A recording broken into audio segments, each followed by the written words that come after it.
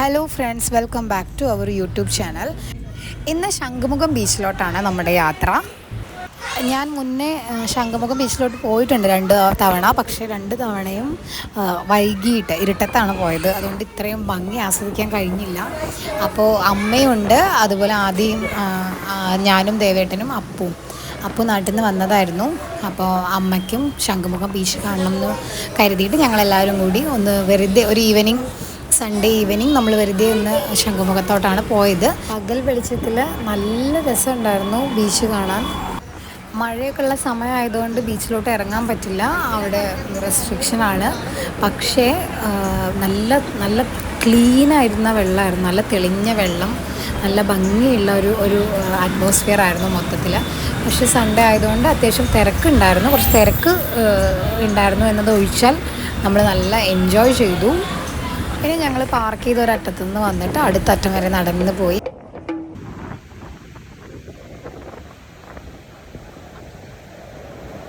സൂര്യൻ അവിടെ പോയി.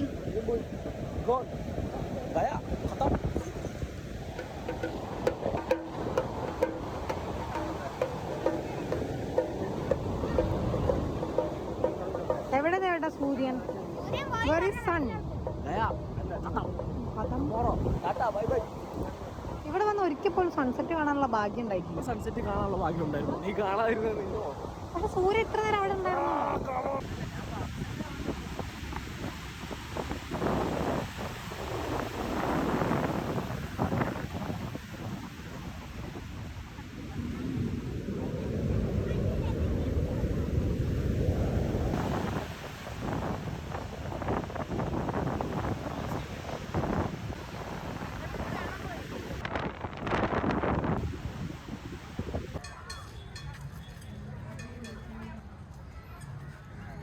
നഗ്നയായ ഒരു പെണ്ണിനെ ഐസ്ക്രീം കഴിച്ച് വായി നോക്കിക്കൊണ്ടിരിക്കുന്ന എൻ്റെ ഭർത്താവ്.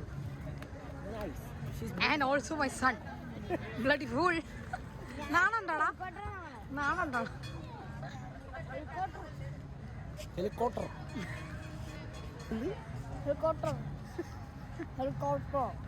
ഹെലികോപ്റ്റർ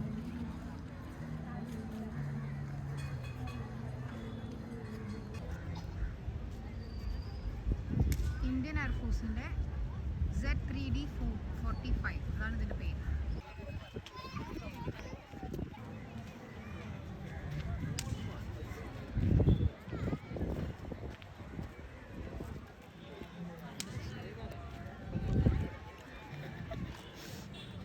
എൻ്റെ പോലെ അതിസുന്ദരിയായ ഐസ്ക്രീം കഴിക്കല്ലേ?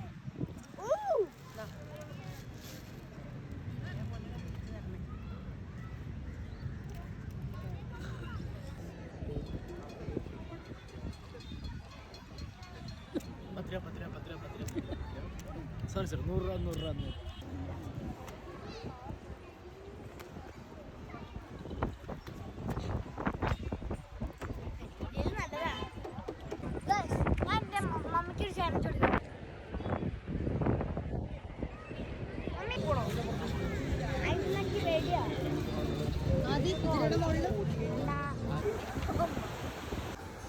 അങ്ങനെ ഞങ്ങൾ തേരാപ്പാര നടന്ന് സമയം വൈകി. അപ്പോൾ വീണ്ടും നമ്മൾ പുതിയൊരു പ്ലാനും കൂടി ഇട്ടു. ഈ ശംഖുമുഖം ബീച്ചിൻ്റെ തൊട്ടടുത്തായിട്ട് വെട്ടുകാട് പള്ളിയുണ്ട്. അപ്പോൾ ആദ്യയുടെ കുറേ കാലത്ത് ആഗ്രഹമായിരുന്നു പള്ളിയിലൊന്ന് പോകണം, പള്ളിയുടെ ഉള്ളിലൊക്കെ ഒന്ന് കാണണം എന്ന്. അപ്പോൾ ഞങ്ങൾ തൊട്ടടുത്ത് തന്നെ ആയതുകൊണ്ട് നമ്മൾ അവിടെ ഒന്ന് പോകാമെന്ന് വിചാരിച്ചു. വെട്ടുകാട് പള്ളിയിൽ പോയി കുറച്ച് നേരം. അപ്പോൾ സന്ധ്യ നേരമായിരുന്നു, അതുകൊണ്ട് അവിടെ പ്രാർത്ഥനാ സമയമായിരുന്നു. അപ്പോൾ നമ്മൾ പള്ളിയുടെ അകത്ത് കയറി ഒരു 10 മിനിറ്റ്സ് നമ്മളവിടെ സ്പെൻഡ് ചെയ്തു. പള്ളിയുടെ ചുറ്റും നടന്ന് കണ്ടു. ഇവിടുത്തെ ഏറ്റവും നല്ല വലിയൊരു പള്ളിയാണ് ഈ വെട്ടുകാട് പള്ളി. നല്ല ഭംഗിയാണ് അവിടുത്തെ കൊത്തുപണിയൊക്കെ കാണാനൊക്കെ. ഉള്ളിലിങ്ങനെ നമ്മൾ എന്താ പറയാന്ന് ആക്ച്വലി അറിയില്ല. നമ്മൾ ഈ അമ്പലത്തിലൊക്കെ കൊത്തുപണി ചെയ്യുന്ന പോലെ പള്ളിയുടെ ഉള്ളിലും ഒരുപാട് ഇങ്ങനെ ഓരോന്ന് ചെയ്ത് വെച്ചത് കാണാനൊക്കെ നല്ല ഭംഗിയായിരുന്നു. അങ്ങനെ ഞങ്ങൾ അവിടെ പോയി കുറച്ച് നേരം അവിടെ ടൈം സ്പെൻഡ് ചെയ്തു. എന്തായാലും മൊത്തത്തിൽ നല്ലൊരു ദിവസമായിരുന്നു.